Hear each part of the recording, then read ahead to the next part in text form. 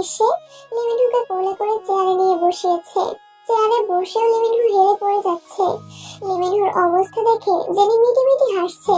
Kim Namjoon ভারী কণ্ঠে বললেন, এভাবে হেসো না, এমন দিন সবাই পার করে আসছে। সঙ্গে সঙ্গে জেনির হাসি থেমে গেছে। চুপচাপ ইফতার করতে বসে পড়েছে। তে দাঁড়িয়ে দাঁড়িয়ে শরবতে একটু পর পর চিনি দিচ্ছে। প্রথমবারের মতো শরবত বানানোর দায়িত্ব তে নিয়েছে। যদি ঠিকঠাক না হয় তাহলে বাড়ির সবার সামনে নাক কাটা যাবে। এজন্য আরো বেশি ভয় পাচ্ছে। আবারও চিনি দিতে যাবে, তখনই জাঙ্কুক মৃদুস্বরে বলল, আর কত চিনি দিবি, থাম এবার। তোর চিনি দেয়া দেখে একদিনেই সবার ডায়াবেটিস হয়ে যাবে। তে কপাল গুটিয়ে তাকালো, কিন্তু কিছু বলল না। সুগা বলে উঠল, প্রথমবার শরবত বানাচ্ছে তাই এই অবস্থা, সপ্তাহখানেক বানালেই অভ্যাস হয়ে যাবে। রোয়া রান্নাঘর থেকে আসতে আসতে প্রশ্ন করলেন, সুগা, সবসময় তো তুমিই শরবত বানাও, এবার দায়িত্ব তেকে দিয়েছো কেন? সুগা মুচকি হেসে বলল, সবসময় আমার শরবত খেয়েছো, এবার আমার বোনের হাতে শরবত খাবে, সমস্যা কি? এই রমজান যেমন স্পেশাল তেমন শরবতটাও স্পেশাল হবে। রমজান স্পেশাল কেন? বারে, কত বছর পর ভাইয়ের সাথে রমজান পালন করছি, তাছাড়া আমাদের ফুপিকে পেয়েছি, স্পেশাল হবে না? হ্যাঁ অবশ্যই। ব্যস্ততার মধ্যেই রমজান কাটছে সবার। ঈদের ছুটির জন্য বেশিরভাগ কাজ আগে ভাগে শেষ করে রাখছে। সময় করে বেখুয়েন সিলেট আর সোবিন কিছুদিনের জন্য রাজশাহী গেছেন। কিম নামজুন আর জাঙ্কুক মিলে অফিস সামলাচ্ছে। কিম নামজুন ইফতারের আগে আগে বাসায় চলে গেলেও জাঙ্কুক প্রতিদিন ফিরতে পারে না। আব্বুর অফিসের কাজ শেষ করে নিজের অফিসে যাওয়ার আগে মাঝে মাঝে রাস্তাতেই মাগরিবের আজান পড়ে যায়। মাঝে মাঝে জেহুবদের সাথে ইফতার করে, কিন্তু প্রতিদিন মাগরিবের নামাজের পরপরই তে কল দেয়। কল দিয়ে প্রথম প্রশ্নটাই থাকে, ইফতার করেছেন, কি কি খেয়েছেন? দ্বিতীয় প্রশ্ন, বাসায় কখন আসবেন? প্রতিদিনই তের একই রুটিন। জাঙ্কুকের বাসায় ফেরার সময় অনুসারে তে নিজের কাজ শেষ করে। জাঙ্কুক বাসায় ইফতার করে বের হলে ফিরতে ফিরতে প্রায় 1টা 2টা বেজে যায়। আর ইফতার বাইরে করলে তারাবির নামাজ শেষে বাসায় চলে আসে।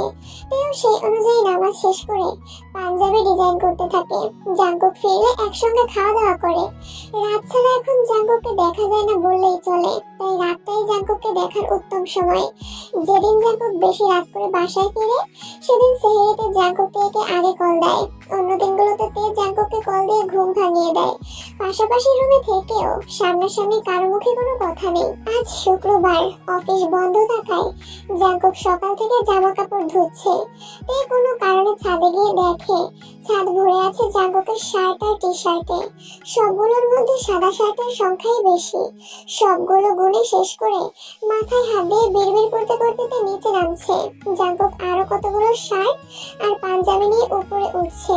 তেকে বিড়বিড় করে নামতে দেখে প্রশ্ন করলো, ভর দুপুরে ছাদে গেছিলি কেন? তে উত্তর না দিয়ে উল্টো প্রশ্ন ছুড়ে দিল, একটা মানুষের 27টা সাদা শার্ট কিভাবে থাকতে পারে?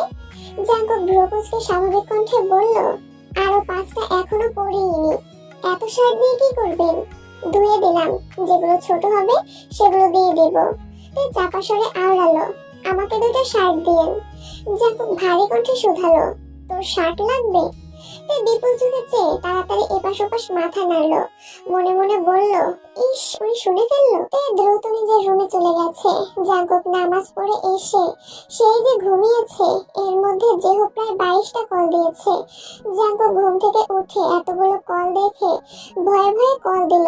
যেহু কল রিসিভ করেই হুঙ্কার দিল, আজকে রোজা রাখছি বলে তোকে বকতে পারছি না, কতগুলো কল দিলাম, কই ছিলি? ফোন সাইলেন্ট করে ঘুমাইছিলাম। কেন? একটু ঝামেলা হয়েছে। একটু না, বেশি ঝামেলা। ফোনে বলবি নাকি দেখা করবি? ইফতার করে বের হইস। জাঙ্কুক উষ্ণ স্বরে জানালো, শরীরটা খুব দুর্বল, তুই বাসায় আয়, এখনই চলে আয়, সমস্যা নাই। না না, এখন আসলে সবার সাথে ইফতার করতে হবে। তোর বাপের আমি বিরাট ভয় পাই। উনি আমার দিকে তাকালেই মনে হয় আমি গড়গড় করে সব বলে দিব। কি বলে দিবি? তোর আর তের ব্যাপারে যা জানি সব এমনিতেই মুখ ফুসকে বলে দিব। তার চেয়ে বরং ইফতারের পরে আসি। তোর ইচ্ছে। নামাজ শেষে জাঙ্কুক বাসায় আসার 10 মিনিট পরে যেহব বাসায় আসছে। জিনকে ভালো মন্দ জিজ্ঞেস করে সরাসরি জাঙ্কুকের রুমে চলে গেছে।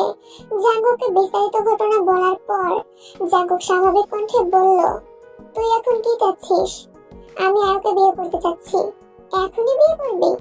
সব জানাজানি হয়ে গেছে। এই অবস্থায় বিয়ের সিদ্ধান্ত না নিলে পরবর্তীতে ঝামেলা আরো বাড়বে। জাঙ্কুক স্বাভাবিক কণ্ঠে বলল, তাহলে আন্টিকে তুই বোঝা। গতকাল রাত থেকে আম্মু আমার সাথে কথা বলে না। প্রথমে ভাবছি ঠিক হয়ে যাবে, আজকে বিকাল নাগাদ যখন কথাই বলছে না তখন বাধ্য হয়ে বাসা থেকে চলে আসছি। এখন আমি কি করতে পারি সেটা বল। তুই আম্মুকে বোঝাবি। জাঙ্কুক হুঙ্কার দিয়ে উঠল, আমি আমার পরিবার মানাতে পারছি না বলে নিজেই বিয়ে করতে পারছি না, সেখানে তুই আসছিস আমাকে দিয়ে তোর পরিবার বানাতে? বাজে হোক বাহ। প্লিজ বন্ধু, তুই ছাড়া আমার কে আছে বল। তুই আমার কাছে যে কোনো সমস্যার সমাধান চা, আমি যথাসাধ্য চেষ্টা করব, কিন্তু যেই মার কাছে আমি আটকে আছি সেটার সমাধান আমার কাছে চাস না। জিহুক আকুল কণ্ঠে বলে উঠল, এতদিন আমার বাসায় সমস্যা ছিল না, শুধু আয়ের বাসায় সমস্যা ছিল, কিন্তু এখন ওদের বাসার সাথে সাথে আম্মু প্যাঁচ ধরে বসে আছে। রোজ আম্মুকে বোঝানোর অনেক চেষ্টা করেছে, কিন্তু আম্মু কথা মানার অবস্থাতেই নেই। জাঙ্কুক রাশভারী কণ্ঠে বলল, দেখ, এর সমাধান আমার কাছে নেই।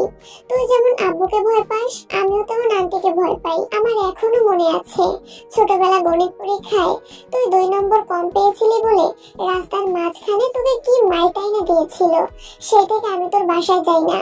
তুই না গেলে কি হবে, আম্মু তোকে খুব ভালোবাসে, তোর কথা বললে যে কোনো অনুমতি দিয়ে দেন, কিন্তু এই ব্যাপারটা সিরিয়াস, তাই তোকে নিয়ে যেতে হবে। আমার পাটা ঠিক হয়েছে বেশি দিন হয়নি, আব্বু এখনো বাইক চালানোর অনুমতি দেননি। রিকশায় করে অফিসে যাই আমি, সেখানে তোর বিয়ের কথা বলতে তোদের বাসায় যাই আর আন্টির হাতে মার খেয়ে আবার বিছানায় পড়ি নাকি? গতবার আমার শ্বশুর বেশি না মাত্র 2 ঘন্টা ঝাড়ছিল, এবার কিছু হলে সোজা মার্ডার করে ফেলবে। তুই কি চাস না আমি বিয়ে করি, 2 একটা পরে আমাদের সংসারে আসো, তোকে চাচু বলে ডাকুক আর আমায় আব্বু? জিহু গুরুভারী কণ্ঠে বলল, একটা প্রবাদ বাক্য আছে, হইব পোলা ডাকবো বাপতে যাইব মনে পাপ। তোর অবস্থা হয়েছে এরকম। জাঙ্কুক ঠোঁট বেঁকিয়ে হেসে বলল, আমার পোলা লাগতো না, একটা মেয়ে হলেই হবে, যাকে ঘিরে আমাদের ছোটখাটো একটা সংসার হবে। জিহু রাগান্বিত কণ্ঠে বলল, আর কত কল্পনায় ভাসবি, এবার বাস্তবে আয়, বাস্তবে এসে আমাকে বাঁচা। আমি পারবো না, দুঃখিত। তে দরজা থেকে উঁচু স্বরে বলল, আসবো? জাঙ্কুক ঠোঁটে হাসি রেখে বলল, হ্যাঁ আসেন। তে মোলায়েম কণ্ঠে বলল, বড় আম্মু আপনাদের জন্য খাবার পাঠিয়েছেন। জিহুক ঘাড় ফিরিয়ে তাকিয়ে জিজ্ঞেস করলো, কেমন আছো আপু? আলহামদুলিল্লাহ ভালো, আপনি কেমন আছেন ভাইয়া? আমি ভালো নেই, আমার অবস্থা খুব খারাপ। কেন ভাইয়া, কি হয়েছে? তোমার জাঙ্কুক ভাইকে একটু বলো আমাকে সাহায্য করতে, ও ছাড়া আমি কাউকে ভরসা করতে পারবো না, তুমি একবার বলো। তে ভ্রুকুচকে সরুনেত্রে চেয়ে আছে, আচমকা প্রশ্ন করলো, কি বলবো? কিছু না, তুই রুমে যা। না তে, তুমি যাবে না, তুমি জাঙ্কুককে একবার বলো তারপর চলে যেও। বলবো কি আমি? তুমি বলো আমাকে যেন জাঙ্কুক সাহায্য করে।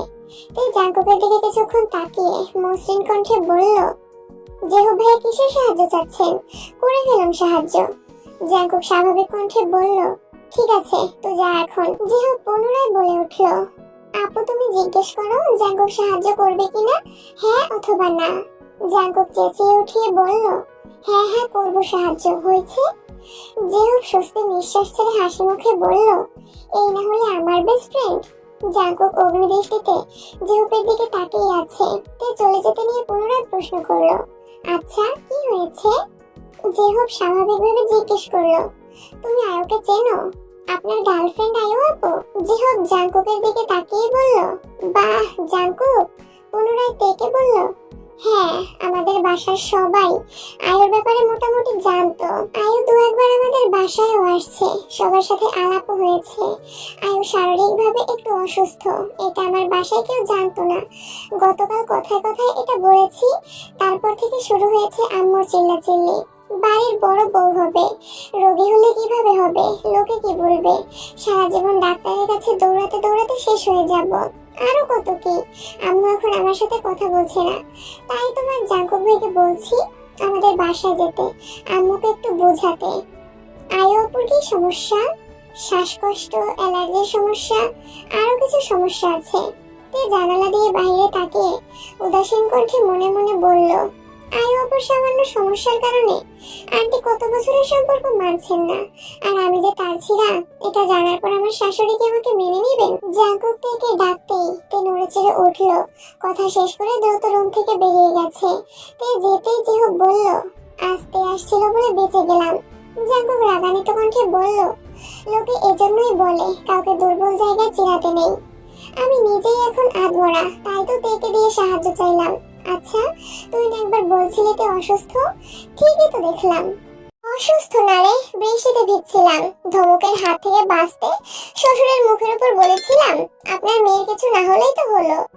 যেই কথা সেই কাজ। আমার শ্বশুর সকাল বিকাল দেখে তে জ্বর সর্দি আসছে কিনা, কারণ কিছু একটা হলেই আমার ইচ্ছে মতো ঝাড়তে পারবে। উনি যদি ডালে ডালে চলে, তবে আমিও চলি পাতায় পাতায়। সপ্তাহখানেক তেকে গরম পানির উপর রেখেছি, সারাক্ষণ গরম পানি খেয়েছে, অ্যান্টিবায়োটিক খাইয়েছি, প্রাকৃতিক ঔষধ সহ যত ধরনের ঘরোয়া পদ্ধতি আছে সব চেষ্টা করে ফেলেছি। আল্লাহর রহমতে সর্দি জ্বর কিছুই হয়নি। তোর জীবন এখন ডিসকভারি চ্যানেলের বাঘ আর হরিণের মতো হয়ে গেছে। জামাই শ্বশুরের চ্যালেঞ্জ। চাচু যেদিন জানতে পারবে ওনার পরীর মতো মেয়ের পিছনে তোর মতো বানর ঘুরঘুর করছে, তখন ওনার কি অবস্থা হবে জানকো? সেই দিন নিয়ে এখনো ভাবিনি, যা হবে সেদিনই হবে। বাঁচা আর মরা দুহাতে নিয়েই ওনাদের সম্মুখীন হব। আচ্ছা এখন চল, নামাজ পড়ে আমাদের বাসায় যাবি। জাঙ্কুক আচ্ছা বলার আগেই রোজ জাঙ্কুকের নাম্বারে কল দিল। জাঙ্কুক রিসিভ করতে রোজ বলল, জাঙ্কুক ভাইয়া, জেহব ভাইয়া বাসা থেকে চলে গেছে। ভাইয়ার ফোনও বন্ধ। আম্মু টেনশনে অসুস্থ হয়ে পড়েছিল, এখন কিছুটা সুস্থ হয়েছে। ভাইয়ার সাথে কথা বলতে যাচ্ছেন। আপনি ভাইয়াকে খুঁজে নিয়ে তাড়াতাড়ি বাসায় আসুন প্লিজ। আচ্ছা আসতেছি। জাঙ্কুক আর জেহব ঘন্টাখানেকের মধ্যে জেহবদের বাসায় আসছে। আন্টি আঙ্কেলের সাথে কথা বলে অনেক কষ্টে রাজি করিয়েছে। সঙ্গে সঙ্গে আয়ুকে কল দিয়ে আয়ুর আম্মুর সাথেও কথা বলে। প্রায় ঘন্টা দুয়েক আলাপ আলোচনা শেষে জেহব আর আয়ুর বিয়ে ঠিক হয়েছে। ঈদের একদিন পরেই বিয়ে। আয়ুর পরিবার আত্মীয় স্বজনদের মধ্যে অনেকেই এই বিয়েতে রাজি না, তাই মোটামুটি ঘরোয়াভাবে বাসাতেই প্রোগ্রাম করা হবে। জাঙ্কুক বাসায় ফিরতেই কিম নামজন শুধালেন, কোথায় ছিলে? জেহবদের বাসায় গিয়েছিলাম। জেহব দেখলাম সন্ধ্যায় আমাদের বাসায় আসলো, আবার তুমি এখন ওদের বাসা থেকে ফিরছো, কোনো সমস্যা? না আব্বু, তেমন কোনো সমস্যা না। জেহবের বিয়ে ঠিক হয়েছে, ঈদের একদিন পরে বিয়ে। কিম নামজন রাশভারী কণ্ঠে বললেন, কোথায় ঈদের পর তোমার বিয়ে হওয়ার কথা ছিল? তা না হয়ে তোমার বন্ধুর বিয়ে করছে। ভালো ভালো। জাঙ্কুক মনে মনে আওড়ালো, যাকে বিয়ে করতে চাই তাকে বিয়ে না দিলে এই কেন একের পর এক ঈদ কেটে গেলেও জাঙ্কুক অন্য কাউকে বিয়ে করবে না। দেখতে দেখতে সময় পেরিয়ে যাচ্ছে। এক সপ্তাহ পরেই ঈদ উল ফিতর। কিম বাড়িতে শপিং এর মেলা বসেছে। কিম নামজুন, বেখুইন, সোবিন তিনজনই আলাদা আলাদা ভাবে সবার জন্য জামা কাপড় এনেছে। বছরে একবারই ওনারা নিজে শপিং এ যান। তাছাড়া সুগাও সবার জন্য জামা কাপড় এনেছে। বাড়ির ছোট দুই কর্তি একদিন তেদের শপিং এ নিয়ে গিয়ে সবার জন্য শপিং করিয়ে এনেছে। তের অলরেডি 5-6 সেট ড্রেস হয়ে গেছে, তবে কাঙ্ক্ষিত ব্যক্তি থেকে এখনো কিছু পাওয়া হয়নি, তাই তের মন তেমন ভালো না। জাঙ্কুকদের পাঞ্জাবি টি শার্টের কাজ কমপ্লিট, এখন শুধু দেওয়ার অপেক্ষা। আজ সকাল থেকে সুগা জাঙ্কুককে খুঁজছে। জাঙ্কুক জেহবদের বিয়ের শপিং করতে বেরিয়েছে। জাঙ্কুক দুপুরের দিকে বাসায় আসতেই সুগা ছুটে গেল। জাঙ্কুক নির্বিকার ভঙ্গিতে জিজ্ঞেস করলো, কি হয়েছে তোর? সুগা অনচ্ছ হেসে বলল, ওর জন্য একটা ড্রেস কিনেছি, কিভাবে দিব বুঝতে পারছি না, হেল্প করো। আমার হেল্প করতে হবে কেন? সামনে যেতে না চাইলে নিজের বুদ্ধি কাজে লাগা। মানে? তোর বোনকে যেভাবে গিফট পাঠিয়েছিলি সেভাবে পাঠা। ও যদি না পড়ে? এত চিন্তা করলে অকালে চুল পেকে যাবে। তোর কাজ গিফট দেওয়া, অ্যাকসেপ্ট করবে কিনা সেটা তার বিষয়। ঠিক আছে। সুগা জিমিনের ঠিকানা দিয়ে ড্রেস কুরিয়ারে পাঠিয়ে দিয়েছে। কুরিয়ার থেকে বক্স নিয়ে জিমিন রুমে গেল। সন্দেহ নিয়ে বক্স খুলতেই বিশাল গর্জিয়াস এক ড্রেস বের হলো। ড্রেসের ওজনই বলে দিচ্ছে ড্রেসটা অনেক দামি। জিমিন সঙ্গে সঙ্গে থেকে কল দিয়ে সব ঘটনা খুলে বলল। এ অচতুর কণ্ঠে বলল, গিফট কে পাঠালো সেটা বড় বিষয় না, গিফট পেয়েছিস এটা নিয়ে খুশি থাক। এত দামি ড্রেস দিয়ে আমি কি করব? কেউ হয়তো ভুলে পাঠাইছে। আরে বোকা, ঠিকানা তোর বাসার, ফোন নাম্বার তোর, মানে কেউ ইচ্ছে করেই তোকে পাঠিয়েছে। আমি এই ড্রেস পরবো না, যেভাবে আছে সেভাবে রেখে দেব। তুই ড্রেস না পরলে মজাটা করব কিভাবে? কিসের মজা? তুই ড্রেসটা পরে ছবি তুলবি, ফেসবুকে ছবি পোস্ট করবি, তারপর দেখবো পরিচিত মানুষের বাহিরে কে তোর ছবিতে রিঅ্যাক্ট দেয়। সেখান থেকে খুঁজে নিব মনে মনে কে তোকে পছন্দ করে আর কোন বড়লোক বাপের ছেলে এত দামি ড্রেস তোর জন্য পাঠায়। আমি পারবো না। চুপ, আমি যা বলছি তাই হবে। এ ব্যাপারে আমি আর কোনো কথা শুনবো না, মানবো না। কি রে, তোর আবার কি হলো? না, দেখছিলাম জাঙ্কুক ভাইয়ের স্টাইলে কথা বললে কেমন লাগে। রাখি এখন, টাটা। আচ্ছা, টাটা। আগামীকাল ঈদ, তে এখনো অপেক্ষায় আছে জাঙ্কুক তাকে একটা ড্রেস গিফট করবে আর সেটাতে ঈদের দিন সকালে পরবে। অথচ জাঙ্কুক এখনো ড্রেস দিচ্ছে না। এদিকে দুপুর থেকে ইয়ংজুন তেদের পার্লারে যেতে বলছেন। মেহেদি দেওয়ার জন্য বুকিং দিয়ে রেখেছে আরো 1 মাস আগে, কিন্তু তের পার্লারে যাওয়াতে মনোযোগ নেই। এক ফাঁকেতে ছুটে গেল জাঙ্কুকের রুমে। জাঙ্কুককে ডেকে বলল, জাঙ্কুক ভাই, আপনি আমার মেহেদি দিয়ে দিবেন না? কেন, মেহেদি আর্টিস্ট কোথায়? আর্টিস্টের কাছে দিব না, আপনি রাতে দিয়ে দিবেন। আমি পারবো না, জেনিকে নিয়ে তাড়াতাড়ি মেহেদি দিতে যা, ইফতারের আগে আগে চলে আসিস। তে কাঁদো কাঁদো কণ্ঠে বলল, হানসুইয়াপুর বিয়েতে আপনি কত সুন্দর করে মেহেদি দিয়ে দিয়েছিলেন, আজকে একটু দিয়ে দেন না প্লিজ। জাঙ্কুক রাগান্বিত কণ্ঠে বলল, তে উল্টাপাল্টা বাইরে ধরবি না, যা বলছি তা শোন। তে মন খারাপ করে নিজের রুমে চলে গেছে। মেহেদি দিবে না বলার পরও বাড়ির সবাই জোর করে পার্লারে পাঠিয়েছে। সন্ধ্যার দিকে বাসায় ফিরেই তে দেখলো তার বিছানার উপর একটা শপিং ব্যাগ রাখা। শপিং এ দুটো ড্রেস, একটা হলুদ রঙের আর একটা গাঢ় নীল রঙের। দুটো ড্রেসই খুব সুন্দর, তবে তের নীল ড্রেসটা বেশি পছন্দ হয়েছে। তে ড্রেস দেখতে দেখতে আজান পড়ে গেছে। তে দ্রুত ইফতার করতে চলে গেছে। ইফতার করে রুমে এসে নামাজ শেষে আবারও ড্রেসগুলো দেখছে।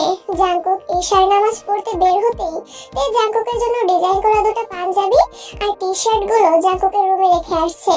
সুগার রুমেও একটা পাঞ্জাবি আর একটা টি শার্ট রেখে আসছে। জাঙ্কুক কিছুক্ষণ পর রুমে এসে দেখলো পাঞ্জাবির উপর ছোট একটা চিরকুট। হাতে নিতেই দেখলো এতে লেখা, আপনার স্পারোর দেয়া প্রথম পাঞ্জাবি। ভালো লাগলে চোখ খুলে পড়বেন, ভালো না লাগলে চোখ বন্ধ করে পড়বেন, তবুও পড়তেই হবে। সাথে আরেকটা চিরকুটে লেখা, আপনি আমার কোমল মনে আঘাত দিয়েছেন, তাই আমি রাগ করেছি, খুব রাগ করেছি। সামান্য একটু মেহেদি দিয়ে দিলে আপনার খুব বেশি ক্ষতি হয়ে যেত। আপনি আমার মনে ছোট ছোট অভিযোগের সৃষ্টি বিশাল আকার পর্বত। আপনাকে ঘিরে আমার যত অভিযোগ ছিল সব ঈদের চাঁদের কাছে সঁপে দিয়েছি। তবুও দোয়া করি আপনি ভালো থাকুন, পৃথিবীর সব সুখ আপনাকে ঘিরে রাখুক। ঈদ মোবারক। জাঙ্কুক চিরকুটটা পরে মুচকি হেসে বলল, পৃথিবীর সব সুখ যদি আমায় ঘিরে রাখে, তবে আমি সেই সুখের চাদর দিয়ে তোকে ঘিরে রাখবো।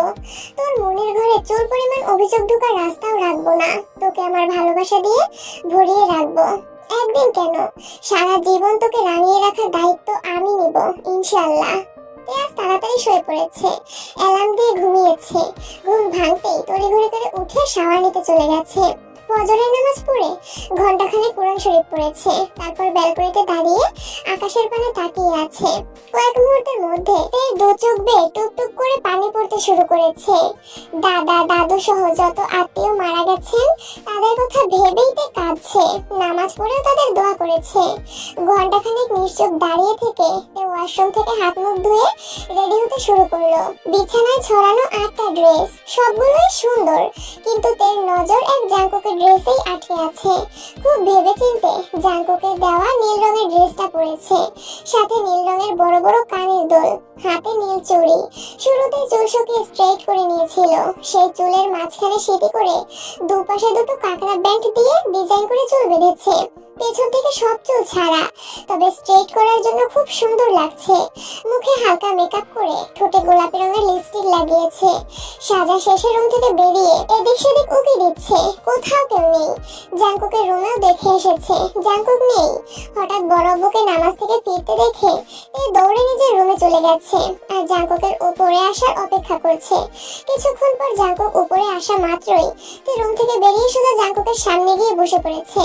তের এমন কাণ্ডে জাঙ্কুক কিছুটা ভরকে গেছে, সঙ্গে সঙ্গে দুপা পিছিয়ে দাঁড়ালো। তে উপরে তাকিয়ে দুহাতে জাঙ্কুকের দুপা স্পর্শ করলো।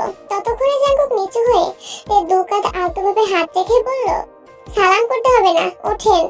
তে সালাম করে ঠোঁটে প্রশান্তির হাসি নিয়ে উঠে দাঁড়ালো। জাঙ্কুকের পরনে তেল দেওয়া সাদা পাঞ্জাবি, তা দেখে তের ওষ্ঠযুগল আরো বেশি প্রশস্ত হলো। তের কল্পনায় জাঙ্কুক ভাইকে যতটা সুন্দর লেগেছিল, বাস্তবে তার থেকে বহুগুণ বেশি সুন্দর লাগছে। জাঙ্কুকও নির্বাক হয়ে তেকে দেখছে। নীল রং জাঙ্কুকের খুব প্রিয়, তবে সচরাচর নীল রঙের কিছু জাঙ্কুক কেনে না, কারণ প্রিয় মানুষকে প্রিয় রঙের ড্রেসে দেখলে মুগ্ধতায় চোখ সরাতে পারবে না। এটা ভেবেই এই রংটাকে এড়িয়ে যায়। তবে দোকানে নীল রঙের জামাটা দেখে এত পছন্দ হয়েছিল যে না কিনে থাকতেই পারেনি। আকস্মাৎ জাঙ্কুক ভ্রু নাচিয়ে প্রশ্ন করলো, সালামি লাগবে? আগে দোয়া করবেন, তারপর সালামি দিবেন। জাঙ্কুকের মাথায় হাত রেখে সুমধুর কণ্ঠে বলল, দোয়া করে জীবনে অনেক বড় হ, সবসময় হাসি খুশি থাকতে। নাক সিটকিয়ে বলে, এসব দোয়া তো সবাই করে, আপনি বরং ইউনিক দোয়া করুন। দোয়াও আবার ইউনিক হয়? হ্যাঁ হয়। জাঙ্কুক মাথা থেকে হাত নামিয়ে দু হাতেতে দুগালে আলতোভাবে হাত রাখলো, জিভ দিয়ে ঠোঁট ভিজিয়ে স্নিগ্ধ শীতল কণ্ঠে বলল, আমি দোয়া করি তোর মনের সব ইচ্ছে পূরণ হোক, ছোট থেকে বড়। ইনফ্যাক্ট যেগুলো তুই মনে মনে ভাবিস কিংবা ঘুমের ঘরে স্বপ্নে বা কল্পনা দেখিস, সেই সব ইচ্ছে পূরণ হোক। তুই যা চাস, যাকে চাস, ঠিক যেভাবে চাস সেভাবেই যেন পেয়ে যাস। তোর আকাশ জুড়ে ভালোবাসার বৃষ্টি হোক, যে বৃষ্টি তোর মনে জমে থাকা অভিযোগ, অভিমানগুলোকে ধুয়ে মুছে বিলীন করে দিবে। সেই সঙ্গে আগামী দিনগুলোতেও তোর মন ভালো রাখবে। প্রয়োজনে বৃষ্টির ফোঁটার সাথে সাথে দুটো হাঁসের বাচ্চাও আসুক, যেগুলো তোকে সারাদিন হাসাবে। মহিলা হাঁসটার নাম হবে তে, পুরুষ হাঁসের নাম যা খুশি রেখে দিস। তারপর তাদের একটা সংসার হবে, পরে ডিম হবে, বাচ্চা দিবে। আরো বলবো? তে ঠোঁট উল্টিয়ে বলল, এটা আপনার ইউনিক দোয়া? তো কি দোয়া চাস বল? থাক, দোয়া করতে হবে না, সালামি দেন। কত লাগবে, 2 টাকা নাকি 5 টাকা? আপনার যত ইচ্ছে দেন, সালামি চাইতে নেই। জাঙ্কুক পকেট থেকে একটা নতুন 500 টাকার বান্ডেল বের করে দিল। তো অবাক চোখে তাকিয়ে প্রশ্ন করলো, এত টাকা নিয়ে কি করব? তোর বোধ শক্তি হওয়ার পর প্রথমবার সালামি দিচ্ছি, কম কেন দিব? জাঙ্কুকের দিকে তাকিয়ে তত্ত্বস্বরে বলল, ধন্যবাদ। সালামি দিলে আবার ধন্যবাদও দেশ? সালামির জন্য ধন্যবাদ দেইনি, পাঞ্জাবের জন্য দিয়েছি। ও আচ্ছা, তাহলে আপনাকেও ধন্যবাদ জামাটা পরার জন্য। তাই রুমে যেতে যেতে হঠাৎ বলে উঠলো, আমি কিন্তু পুরুষ হাঁসের নাম ফিক্সড করে ফেলেছি। জাঙ্কুক মুচকি এসে বলল, আমি জানি। জাঙ্কুক নিজের রুমে চলে যাচ্ছে। তাই নিজের রুমে এসে টাকাগুলো ড্রয়ারে রেখে ড্রেসিং টেবিলের সামনে দাঁড়িয়ে ভাবছে, পুরুষ হাঁসটা জাঙ্কুক আর মহিলা হাঁসটা তে। একদিন তাদের বিয়ে হবে, তাদের সাজানো ছোট্ট একটা সংসার হবে। তারপর তাদের ঘর আলো করে একটা রাজকন্যা না হয় রাজপুত্র আসবে। উফ, বলেই তে লজ্জায় দুহাতে নিজের মুখ ঢেকে ফেলেছে। ব্লাশ দেওয়ায় গাল দুটো যতটা লাল হয়েছিল, এসব কথা ভেবে দুগাল 3 গুণ বেশি লাল হয়ে গেছে। কিছুক্ষণ পরেই তে স্বাভাবিক হয়ে নিচে নামলো। তে ড্রেস দেখে কাকিয়া বলল, এই ড্রেসটা অনেক সুন্দর, তোকে খুব ভালো লাগছে। কিন্তু তুই যেটা পছন্দ করে কিনলি সেটা পরিসনি কেন? তে হাসি মুখে বলল, ঈদ 7 দিন থাকে, সবার দেওয়া ড্রেসই পরবো। সুগা নামাজের সময় তাড়াহুড়ো করে গেছিল বলে তের দেওয়া পাঞ্জাবিটা পরতে পারেনি। বাসায় এসে তাড়াতাড়ি করে তের দেওয়া পাঞ্জাবি পরে নিচে নেমেছে। জাঙ্কুকও ততক্ষণে নিচে আসছে। সবাই একবার জাঙ্কুককে দেখছে, আবার সুগাকে। ইয়ঞ্জন প্রশ্ন করলেন, তোরা কি সেম পাঞ্জাবি কিনেছিস? সুগা ঠোঁটে হাসি রেখে বলল, পাঞ্জাবি গিফট পেয়েছি। কে দিল? বনু আমাকে আর ভাইয়াকে গিফট করেছে। ডিজাইন নিজে করেছিস? তাই ছোট করে বলল, হ্যাঁ। বাহ, খুব সুন্দর হয়েছে। তোর আব্বু চাচাদেরও দিতে, ভালো লাগলে ইনশাআল্লাহ আগামী ঈদে সবাইকে দিব ইনশাআল্লাহ। সবাই একসঙ্গে খাওয়া দাওয়া শেষ করে 5 ভাই বোন মিলে ঘুরতে বেরিয়েছে। সুগা ড্রাইভ করছে, জাঙ্কুক তার পাশের সিটে বসে আছে। ফুপির বাসা থেকে অলরেডি ঘুরে অল্প নাস্তা করে আসছে। রাস্তায় যেতে যেতে তে হঠাৎই বলে উঠলো, ভাইয়া চলো না জিমিনদের বাসার এদিকে যাই। জাঙ্কুক আর সুগা দুজনেই আটকে উঠলো। তাদের প্ল্যান ছিল এদিক সেদিক ঘুরে শেষে জিমিনদের বাসার এদিকে যাবে, কিন্তু তে শুরুতেই বলে ফেললো। সুগা মুখভঙ্গি স্বাভাবিক রেখে বলল, ওইদিকে কেন? জিমিনিতে কোথাও বের হয় না, আমরা যেহেতু বের হয়েছি ওকে দেখে আসি। জাঙ্কুক মৃদু হেসে বলল, শুধু দেখে আসবি কেন, ওকে নিয়ে আসিস, সবাই একসঙ্গে ঘুরবো। আচ্ছা বলবো ওকে। সুগা জিমিনদের বাসার উদ্দেশ্যে রওনা দিল। জাঙ্কুক পাশে বসে ফোনে কিছু একটা করছে আর সুগার সাথে টুকিটাকি গল্প করছে। হুট করে লিমিনহো বলে উঠলো, জাঙ্কুক ভাইয়া তুমি আমাকে সালামি দাওনি কেন? লিমিনহোর কথা শুনে জেনিতে দুজনেই চমকে উঠেছে। তে মনে মনে ভাবছে, আপনি আমাকে এত টাকা সালামি দিলেন অথচ লিমিনহোদের দিলেন না, এটা কি ঠিক হলো? জাঙ্কুক ভ্রু গুটিয়ে গম্ভীর কণ্ঠে বলল, আমি নামাজে যাওয়ার আগেই তোদের সালামি কাকিয়ার কাছে রেখে গেছি। কাকিয়া ব্যস্ত তাই হয়তো মনে নেই, বাসায় গেলেই পেয়ে যাবি। তাছাড়া গতকাল তোদের রুমে ড্রেসও রেখে আসছি, দেখিসনি? জেনি তড়িৎ বেগে বলল, হ্যাঁ দেখেছি, ড্রেসটা খুব সুন্দর হয়েছে, রাতে পরবো। লিমিনহো বলে উঠলো, শার্টটা রাতেই দেখেছি, থ্যাংক ইউ ভাইয়া। সুগা ঠাট্টার স্বরে বলল, লিমিনহু তোর সালামি কত হলো? লিমিনহু মুখ ফুলিয়ে বলল, তোমাকে কেন বলবো? আমি রাতে ঘুমালে তুমি নিয়ে যাইতা? সুগা হেসে বলল, সে আমি এখনই তোর থেকে নিতে পারি, নিব? লিমিনহু চিৎকার দিয়ে উঠল, না। জাঙ্কুক মেকি স্বরে বলল, ধুর, সুগা তোর সালামি নিয়ে কি করবে? লিমিনহু মুখ ফুলিয়ে বলল, একবার নিয়ে গেছিল। জাঙ্কুক ভ্রুকুচকে সন্দেহের দৃষ্টিতে সুগার দিকে তাকালো। সুগা হেসে বলল, আরে ভাইয়া, ব্যাপারটা তেমন না তো। কেমন? তখন লিমিনহু আরো ছোট ছিল। লিমিনহু আমার কাছে সালামি চাইছে, তো আমি বলছি তুই যত সালামি পেয়েছিস আমি একাই ততটা দেব। লিমিনহু যেন তার সালামি আমাকে দেখায়। তারপর লিমিনহু বের করে দিল সব। তখন মজা করে আমি একবার বলেছিলাম, এখন যদি তোর সালামি আমি নিয়ে যাই তাহলে কেমন হবে? বলছি না মরেছি। লিমিনহু কাঁদতে কাঁদতে ফ্লোরে গড়াগড়ি শুরু করেছে। আমার পকেটে যত টাকা ছিল আমি সব দিয়ে দিয়েছি, তবুও লিমিনহুর কান্না থামে না। আব্বু, বড়াব্বু, বড়াম্মু ইচ্ছে মতো আমাকে ঝাড়ছে, তবুও লিমিনহুকে থামাতে পারিনি। প্রায় 30-40 মিনিট মাটিতে গড়াগড়ি করেছে। আমি সেদিনই মনে মনে কান ধরে নিয়েছি, আর যাই করি সালামি নিয়ে কোনো মজা করব না। এরপর থেকে ঈদের দিন গোসল করে রেডি হওয়ার আগে ওদের সালামি দিয়ে দেই। হাতে যত থাকে ততই দেই, ভালোবাসা আর দেখাতে যাই না। সুগার কথা শুনে সবাই হাসছে। ততক্ষণে জিমিনদের বাসার কাছে চলে আসছে। তাই গাড়ি থেকে নেমে বলল, আমি যাই, তোমরা গাড়িতেই বসো। জেনি পেছন থেকে ডেকে বলল, আপু আমি তোমার সাথে আসি? আয়। আমিও আসি। জাঙ্কুক এবার গম্ভীর কণ্ঠে ধমক দিল, কি শুরু করছিস? জেনি, লিমিনহু তোরা কেউ যাবি না, তুই যা। ভেতরে চলে গেছে। জেনি আর লিমিনহু গাড়িতেই বসে আছে। জিমিনদের বাসায় কলিং বেল চাপতেই জিমিনের ছোট ভাই এসে দরজা খুলে দিল। একে দেখে উত্তেজিত কণ্ঠে বলল, ঈদ মোবারক আপু, সালামি দিবা না? হাসি মুখে একটা 500 টাকার নোট বের করে দিল। জাঙ্কুকের দেয়া বান্ডিল যেভাবে দিয়েছিল সেটাকে সেভাবেই গুছিয়ে রেখে দিয়েছে। হাতে যা কিছু টাকা ছিল সেখান থেকে জেনি আর লিমিনহুকে সালামি দিয়েছে। জিমিনের আব্বু আম্মুকে সালাম করে দ্রুত জিমিনের রুমে চলে গেল। জিমিন একা একা সেলফি তুলছে। পরনে জিমিনের আব্বুর দেওয়া একটা 3 পিস, বিছানার উপর সুগার দেওয়া দামি ড্রেসটা পরে আছে।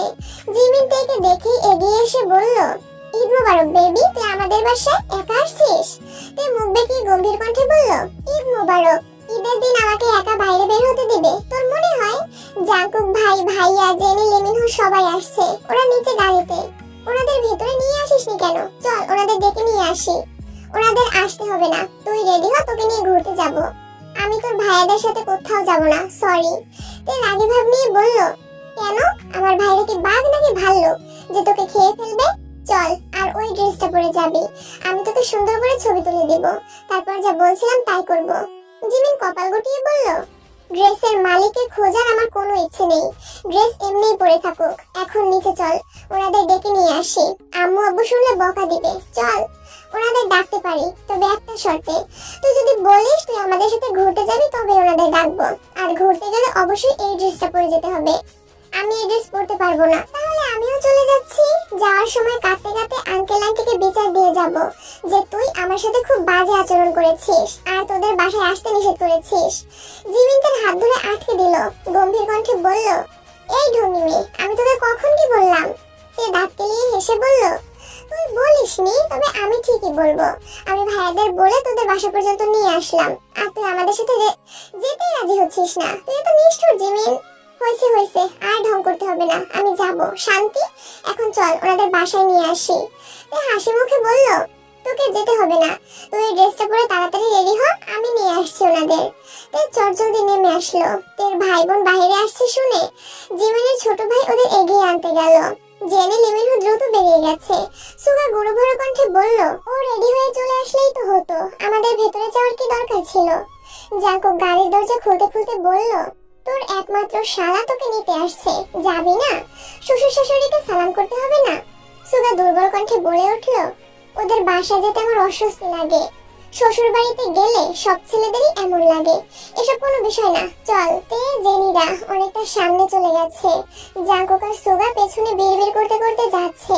বাসায় ঢোকে সবাই জিমিনের আব্বু আম্মুকে সালাম করলো। জিমিনের বড় আপুর টুকিটাকি কথা বলে সবাই খাবার টেবিলে বসতে বললো। বারবার বলে দিয়েছে যেন অল্প করে নাস্তা দেওয়া হয়, কারণ কিছুক্ষণ আগেই ফুপিদের বাসা থেকে খেয়ে আসছে তারা। সবার নাস্তা প্রায় শেষের দিকে। এমন সময় জিমিন রেডি হয়ে উপর থেকে নামছে। সুগার দেওয়া খয়েরি রঙের ড্রেসটাতে জিমিনকে অসম্ভব সুন্দর লাগছে। সাথে হিজাব পরেছে, হাতে সিম্পল একটা পার্স, ঠোঁটে লাল লিপস্টিক আর মুখে হালকা মেকআপে জিমিনকে আজ অপরূপা লাগছে। হঠাৎ জিমিনকে নামতে দেখে সুগার গলায় খাবার আটকে গেছে। বিস্ময় সময় তাকিয়ে আছে জিমিনের দিকে, ঢোক গিলতে পারছে না। সুগার অবস্থা বুঝতে পেরে জাঙ্কুক তাড়াতাড়ি এক গ্লাস পানি এগিয়ে দিল। সুগার হৃদস্পন্দন বাহির থেকে শোনা যাচ্ছে। পানি খেয়ে সেই যে মাথা নিচু করেছে, একবারের জন্য তাকায়নি। জিমিন নিচে এসে সবার উদ্দেশ্যে ঈদ মুবারক বলল। তে, জেনি, লিমিনহো একসঙ্গে ঈদ মুবারক বলল। সুগা কোনো রকমের প্লেটের নাস্তা শেষ করেই উঠে পড়েছে। এর মধ্যে খাওয়া সবারই শেষ।